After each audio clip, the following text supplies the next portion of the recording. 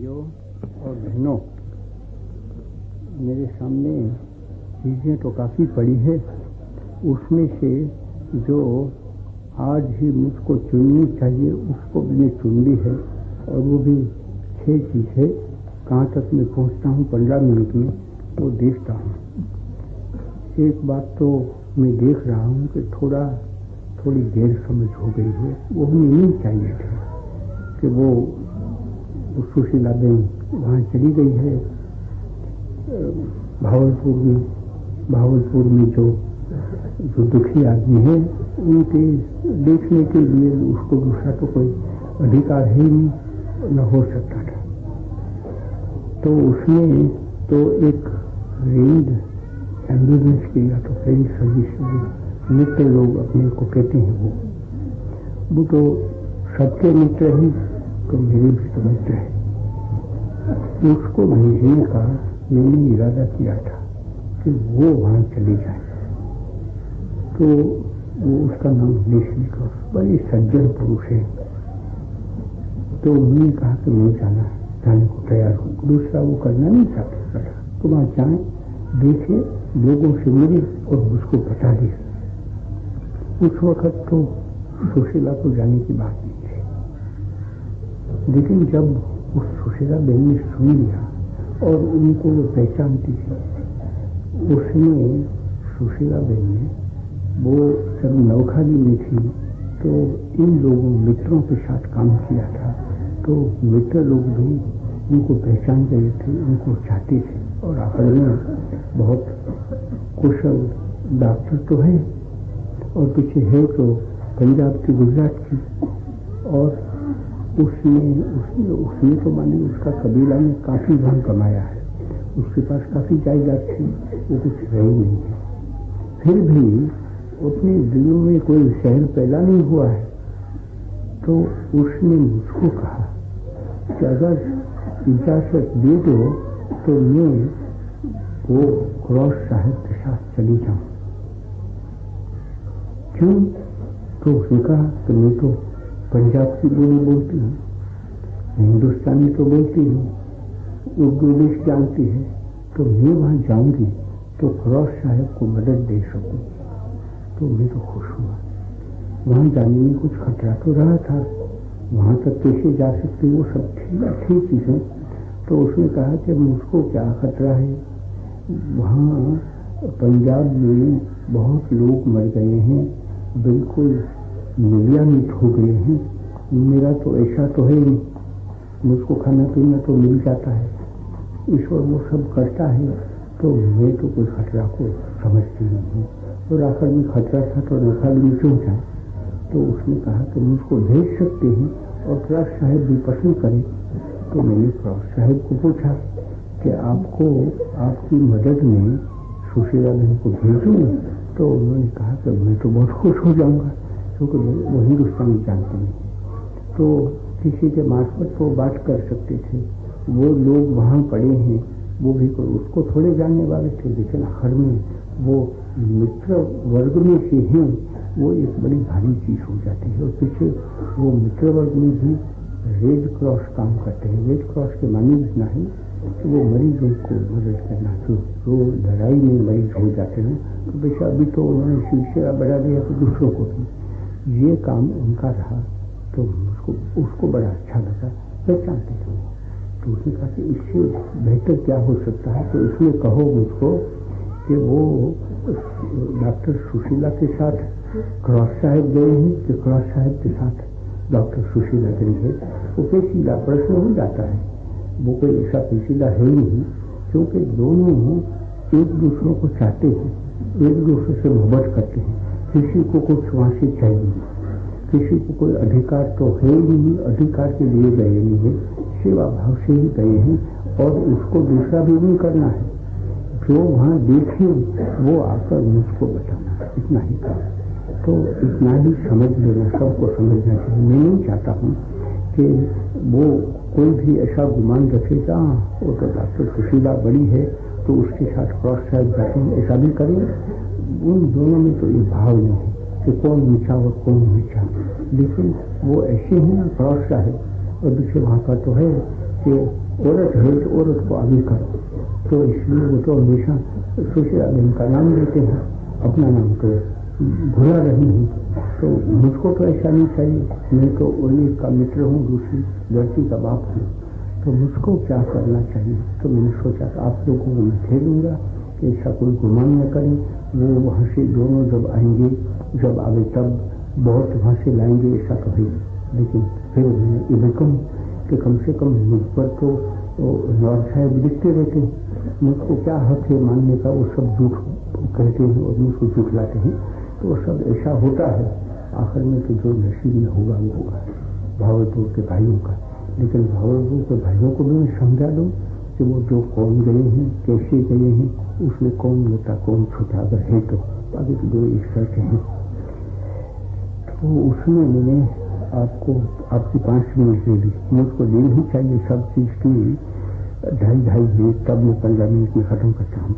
अभी बनने के भाई लोग मेरे पास आ गए थे, तो उसमें कोई हो गए 40 आदमी परेशान तो है, ऐसे नहीं है तो चल नहीं सके, किसी की उंगली में कुछ घाव लगा है, किसको कहीं। तो मैं तो मैंने तो उनका दर्शन किया, इतना ही कर सकता था।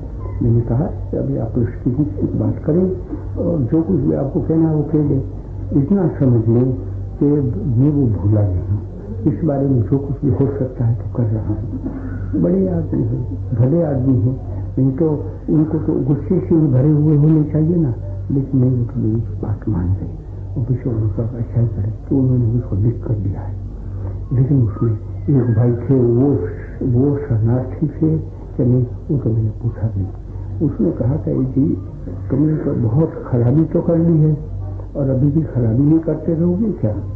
उससे बेहतर है कि अभी तो जाओ, बड़े तो हैं, महात्मा भी हैं, लेकिन महात्मा होते हुए हमारे काम की क्या है, हमारा काम तो आप बिगाड़ ही रहे, तो हमको छोड़ दो, भूल जाओ और बस तुम भागो यहाँ से। कहाँ जाऊँ मैं, हिमालय जाओ। तो पीछे मैंने कुछ उनको डांटा, वो तो कोई मेरे जैसे बुजुर्ग तो नहीं है, बुजुर्ग जैसे तो लगते हैं, तकड़े हैं, मेरे जैसे 5-7 आदमी को तो वहीं चूर कर सकते हैं, तो मेरे जैसा आदमी घबराहट में तो पड़ जाए, लेकिन मैं तो महात्मा रहा, आखिर में घबराहट में पड़ूं तो भी मेरा क्या हाल होगा।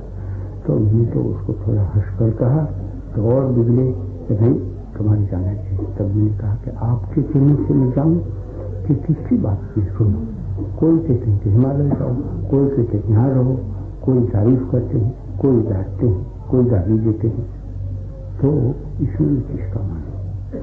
तो मैंने एक तय किया है कि मुझको ईश्वर हुक्म करेगा, या तो मैं कहो ईश्वर को नहीं मानता हूँ ऐसा माने आप, तो इतना तो करें कि जो मेरा दिल कहे वो मैं करूँ। तो उसने कहा कि तुम्हारा दिल कौन और परमेश्वर कौन है, परमेश्वर तो हम हैं।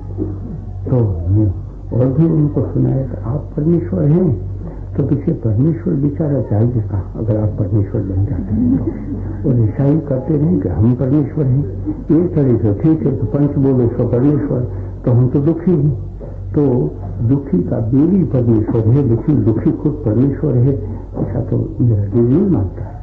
और पीछे मैंने आस्ते से कह दिया कि आप ही दुख पाते हैं कि मुझको भी कोई दुख होता होगा।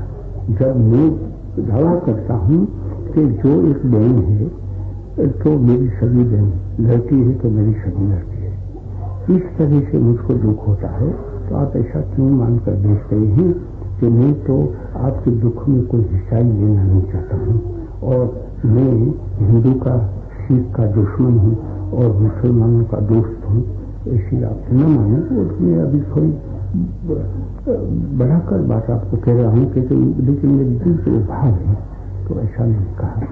तो जो लोग क्योंकि दूसरे भी आदमी वो तो बेचारे मुझको साफ साफ मेरी जबान पर कह दिया, कोई लिखते हैं मुझको ऐसा, वो गालियाँ के साथ लिखते हैं, कोई विवेक से लिखते हैं, लेकिन कहते हैं कि अभी बहुत हुआ, तुमने बहुत किया, अभी हमको छोड़ दो, हम जाएंगे दोजख में, तुमको क्या पड़ी है, लेकिन तुम यहाँ से भागो। लेकिन ऐसे में कोई से भाग सकता हूँ, किसी के कहने से मैं खिदमतकार नहीं बना, किसी के कहने से मैं खिदमतकार मिट नहीं सकता हूँ। ईश्वर के कहने से अगर वो मानो तो मैं जो हूँ वो बना हूँ, ईश्वर मुझको उठा लेगा तो मुझको दीवाना बना सकता है, मुझको मार डाल सकता है, मुझको ऐसा दर्द देता है कि मैं निकम्मा बन जाऊं। वो सब ईश्वर को करना है तो करेगा। लेकिन जब मैं समझता हूं तो मैं करता हूं। और खुली सी बात है कि वो एक भाई को डांटा, दूसरों ने तो मुझको डांटा नहीं, उसने तो बहनें भी थी, तो वो आए तो कुछ ऐसा भी था ना कि वो कुछ करेगा। तो इस तरह से मैं क्या करूं, वो एक बात हो जाती है। तो मैंने सोचा कि ये भी मैं आपको कह तो दूं कि हिमालय में क्यों नहीं जाता हूं। मुझको तो पसंद पड़ेगा, हिमालय जाऊंगा तो मुझको कोई खाना नहीं देंगे, इससे थोड़ा है, मुझको खाना मिलेगा, पीना मिलेगा, पहनने का ओढ़ने का मिलेगा। वो ठंड में कोई मुझको मरने देने वाले पड़े नहीं है। तो वहां जाकर तो मैं तो शांति लूंगा, लेकिन मैं तो उस शांति में रहना नहीं चाहता हूं। मैं तो इस अशांति में से शांति मिल सकती है तो लूं, और नहीं तो उस अशांति में मर जाऊं। वो मुझको प्रिय है। मेरा हिमालय तो यहाँ है, आपके बीच ही, आपके बाहर नहीं। आप सब जब हिमालय चलेंगे तो मुझको आप लेते जाएंगे, वो दूसरी बात है। अभी मेरे पास शिकायत आती है, वो सही शिकायत है कि यहाँ वो शरणार्थी लोग पड़े तो वो उसकी हिफाजत तो जो हो सकती है वो करते हैं। उसको खाना देते हैं, पीना देते हैं, पहनने का भी देते हैं, लेकिन कुछ कह भी देते हैं। तो उनकी खिदमत करते हैं। उन लोगों ने मुझको लिख कर दिया लंबा छोड़ा, उसमें से मैंने इसका निकाला। वो कहते हैं कि वो मेहनत करना नहीं चाहते, कुछ भी काम करो तो नहीं करे। मैंने तो कह दिया कि अगर वो जो दुखी है वो दुखी मिट जाना चाहते हैं और सुखी बनना चाहते हैं, दुख में से सुख निकालना चाहते हैं और दुख में से हिंदुस्तान की सेवा करना चाहते हैं, तो अपनी भी हो जाती है। तब उनको काम करना ही चाहिए। ऐसा अगर सब कहते रहें कि हम तो काम नहीं करते, हमको खाना दे दो, तो मैं कहता हूं आपको कि ऐसा जो दुखी है उसको भी वो हक नहीं। ईश्वर ने हमको बनाए हैं ऐसे कि मौज शोक करो और खाओ, ऐसा नहीं। ईश्वर ने तो ये कहा है, गीता में ये फरमाया है कि यज्ञ करो और खाओ, यज्ञ करो और उसमें से पीछे बाकी रह जाता है, शेष भाग ले जाता है, उसको खाओ। तो वो कोई मेरे लिए हुक्म है और आपके लिए नहीं है, ऐसा नहीं है, सबके लिए। जो दुखी हुए हैं उनके लिए किसी को उसमें हुक्म नहीं है कि एक आदमी कुछ करे नहीं और खाकर बैठा रहे। करोड़पति कर सकते, तो वो तो निकम्मे है। जो करोड़पति काम न करे वो खाना ही चाहते हैं और इधर उधर से ले लिया और पैसा इकट्ठा करते हैं, वो पृथ्वी पर भाव है। लेकिन जो आदमी कैसा भी दुखी हो, मेहनत करके ही खाएगा, नहीं तो कहेगा कि मैं भूखों मरूंगा, लेकिन ये करूंगा। ये बात दूसरी है कि लाचार बन गया है, कुछ उसके हाथ नहीं चल सकते, पैर नहीं चल सकते, ऐसा बीमार पड़ गया है, अंधा बन गया है, वृद्ध हो गया है, चल नहीं सकता है। वो उसको हम दें खाना, वो तो उसको तो ईश्वर हमेशा देता ही रहता है। लेकिन जो तकड़े पड़े हैं वो क्या वजह है कि कहीं कहीं हमको खाना दो, हम काम क्यों नहीं करें। अरे जिस कैंप में पड़े हैं तो वहाँ पैखाना भी साफ तुम्हारे करना चाहिए, चरखा चलाना है तो भी तुम्हारे चलाना है, कोलारी में खाना है, जो कुछ भी है, जो काम कर सकते नहीं कर सकते हैं वो सिखा दें। लड़के पढ़े उनको सिखा दें, लेकिन लड़के सिखावे तो कहीं के नहीं, वो तो केम्ब्रिज में सिखाते, ऐसा हमने सिखा सीखो। तो मैं तो केम्ब्रिज में सीखता था, या तो मेरा बाबा केम्ब्रिज में सीखा था, इसलिए उसको केम्ब्रिज भेजें तो काम नहीं चलता। लेकिन जो शिक्षा उनको दे सकते लड़कों को देनी चाहिए, लेकिन लड़कों को तो असल तो काम को दें। इस तरह से मैं कहूँगा कि उन लोगों को काम करना ही चाहिए। जितने ही शरणार्थी ये न कहें कि हमको काम नहीं करने सिखाएंगे। अभी किसान राज की बात है, मेरे पास एक सज्जन आ गए, मैं तो भूल जाता था। वो कहते हैं कि वो मैंने तो कह दिया था ना कि मेरी जगह तो हमारा गवर्नर जनरल वो किसान होगा। नहीं चले तो हमारा बड़ा वजीर भी किसान होगा। तो नहीं चले तो सबकी सब किसान। क्यों? यहाँ की राजा तो किसान है। मुझको तो बचपन में सिखाया था, तो उसने उसको जाहिर उसने ये सिखाया कि हे किसान, तू दुनिया का बादशाह है, सच्चा है। क्योंकि वो जमीन को तो में से पैदा तो वो करता है, वो पैदा नहीं करे तो हम भूखों मरने वाले हैं। तो इसलिए उसको राजा बनाया है। और हिंदुस्तान में तो सचमुच राजा